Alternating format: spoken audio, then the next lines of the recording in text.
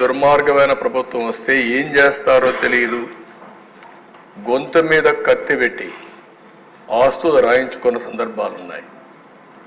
ఈరోజు విశాఖపట్నంలో భూ కబ్జాలు జరిగాయంటే వాళ్ళు విల్లింగ్గా ఇచ్చారు అధ్యక్ష. అక్కడ దాస్బల్లా కానీ రామానాయుడు స్టూడియో కానీ ఇవన్నీ కూడా బెదిరించి భయభ్రాంతులను చేసి కబ్జా చేసే పరిస్థితికి వచ్చారు. ఇలాంటి ఆస్తులు చాలా జరిగాయి. దీని పర్యవసానం ఏంటి అధ్యక్ష? అభివృద్ధి ఆగిపోయింది. ఉండే వాళ్ళు కూడా ఈ రాష్ట్రంలో పెట్టుబడులు ఉంటే అవన్నీ విత్డ్రా చేసుకుని వేరే రాష్ట్రాలకు వెళ్ళిపోయారు.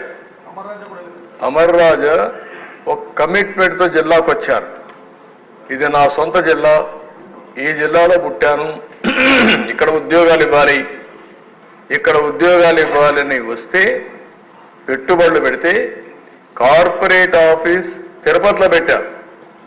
కారణం వాళ్ళందరూ భయపడి ఇప్పుడు హైదరాబాద్లో పెట్టారు. కానీ ఇలాంటి దుర్మార్గులు వస్తే ఏమవుతారని భయపడి హైదరాబాద్లో పెట్టారు. కానీ ఒరిజినల్గా అమర్ రాజా హెడ్ క్వార్టర్స్ తిరుపతి, వాళ్ళ జనరల్ బాడీ మీటింగ్స్ కూడా తిరుపతి. అలాంటిది లేని ఆరోపణలు పెట్టి వెనకానబడి ఆ ఫ్యాక్టరీ క్లోజ్ చేయాలంటే కడాన కోర్టు ద్వారా స్టే తెచ్చుకొని ఈరోజు పక్క రాష్ట్రాలకు వెళ్ళిపోయే పరిస్థితికి వచ్చారు. ఇంకా రాబోయే రోజుల్లో ఒకే రాష్ట్రంలో పెట్టుబడులు ఉంటే ఏమవుతాం, ఈ రాష్ట్రంలో పెట్టుబడులు పెట్టకూడదని. అదే లూలు విశాఖపట్నంలో ఒక మంచి షాపింగ్ మాల్, ఎన్నో ఇబ్బందులు పడి ఆయన తీసుకొస్తే వాళ్ళు తరివేసే పరిస్థితి వస్తే ఇలాంటి ఇన్వెస్ట్మెంట్లు ఒకటి కదా దిశ. ఒక్క ఇన్వెస్ట్మెంట్ వచ్చిందా అని నేను అడుగుతున్నా. పెట్టుబడులు లేకపోతే సంపద ఎట్లా సృష్టిస్తామని అడుగుతున్నా. సంపద సృష్టించకపోతే సంక్షేమ కార్యక్రమాలు ఏ విధంగా ఇవ్వగలుగుతామో ప్రతి ఒక్కరూ ఆలోచించాల్సిన అవసరం ఉంది దిశ. ఇప్పుడే చంద్రమోహన్ రెడ్డి గారు చెప్పారు, కరప్షన్ ఏ విధంగా ఉంటుంది, ప్రజాస్వామ్యంలో ఎట్లా సంపాదిస్తారు అనే దానిపైన ఇక్కడ జరిగినటువంటి అవినీతి కొన్ని ఇంటర్నేషనల్ యూనివర్సిటీలో కేస్ స్టడీస్గా తీసుకొని విద్యార్థులు చెప్పే పరిస్థితికి వచ్చారంటే ఎంత పరాకాష్ఠకి వెళ్ళామో మనం గుర్తుపెట్టుకోవాల్సిన అవసరం ఉంది. ఇంకో పక్కన ఇక్కడ చాలా మంది ఎమ్మెల్యేలు చెప్పారు అధ్యక్ష, మాకు ఐడియాస్ ఉన్నాయి. రఘురామకృష్ణరాజు గారు, చంద్రమోహన్ రెడ్డి గారు చాలామంది అన్నారు. ఈసారి ఎమ్మెల్యేస్లో కూడా చదువుకున్న వ్యక్తులు చాలామంది వచ్చారు.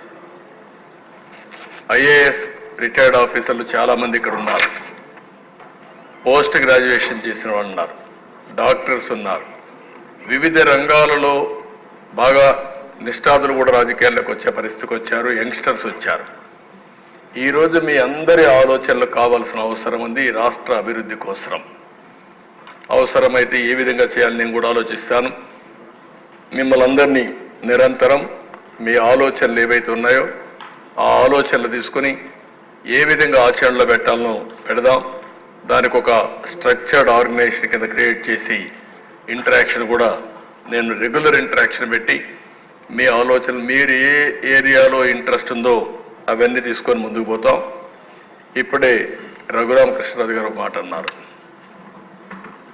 సరే, విష్ణుకుమార్ రాజు గారు, ఇది మన స్టేక్ హోల్డర్స్ మారుమూల గ్రామాల్లో ఉండే ప్రజలు కూడా వాళ్ళకు వాస్తవాలు చెప్పాలి.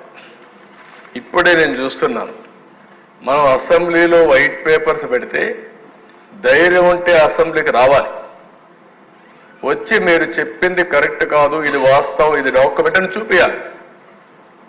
అట్లా కాకుండా మనం 9,77,000 కోట్ల రూపాయల అప్పని చూపిస్తే కాదు 7,45,000 కోట్లని ఓన్ తీరి చెప్పే పరిస్థితికి వచ్చారు. అంటే ఆ సాక్షి పేపర్లు వేసుకుంటారు, ప్రజల్ని మభ్య పెడతారు, అబద్ధాలతో మోసం చేస్తారు. ఇంకొక పక్క ఈరోజు మాట్లాడుతూ రషీద్ అనే వ్యక్తిని చంపేశారు, నేను ఢిల్లీకి పోయాను చేశాను. ఎవరు ఆ రషీద్? చంపిన వాడెవరు, చచ్చిన వారెవరు, ఏ పార్టీ వాళ్ళని అడుగుతున్నా. ఒకప్పుడు మొన్నటి వరకు మీ పార్టీ అవునా కాదా? ఓకే, అది అయ్యింది. 36 మంది చనిపోయారని గవర్నర్ దగ్గరికి వెళ్ళావు. 36 మంది పేర్లు ఇమ్మంటున్నా. రషీదు ఎవరైతే చంపారో వాళ్ళని అరెస్ట్ చేశాం. నీకు ధైర్యం ఉంటే, సిగ్గు ఉంటే, నిజాయితీ ఉంటే నువ్వు పేర్లి, నువ్వు చెప్పినట్టు కూడా నేను ఇచ్చా. నువ్వు చంపిన వాళ్ళకు పేర్లు ఇచ్చా, వాళ్ళపైన కూడా యాక్షన్ తీసుకుంటా, మళ్ళా ఆ కేసులను ఓపెన్ చేస్తా. ఈరోజు నువ్వు చెప్తున్నావు, దానిపైన కూడా నేను యాక్షన్ తీసుకుంటా. సిద్ధమా అని సవాలు విసురుతున్నాను అధ్యక్ష. మాయ మాటలు మాట్లాడద్దు, దొంగ ఏడుపులొద్దు, నంగి మాటలొద్దు. బాబాయిని చంపేసే ఇప్పటికి కూడా ఊకిల్డ్ బాబాయి తెలియదు.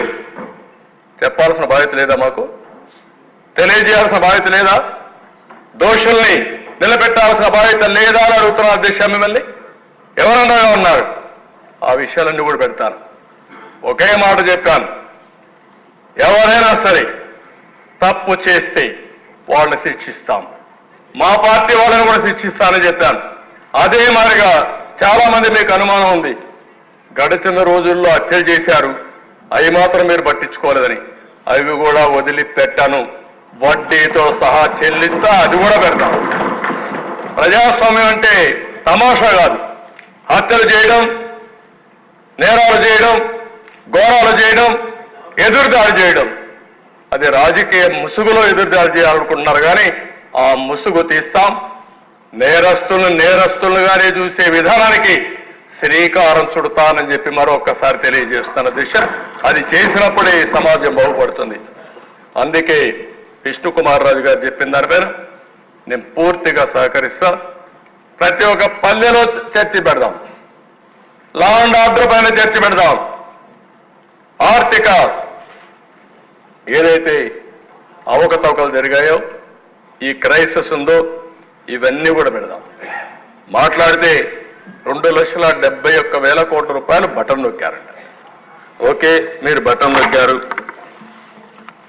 9,74,000 కోట్లు ఎందుకు అప్పైనాయి? మీరు నొక్కింది 2,71,000 కోట్లు మీరే చెప్తున్నారు. మీరు అప్పులు చేసింది 9,74,000 కోట్ల రూపాయలు ఇప్పటి వరకు. నేను లెక్కలు మొత్తం ఇస్తున్నా, ఇంకా ఉన్నాయి.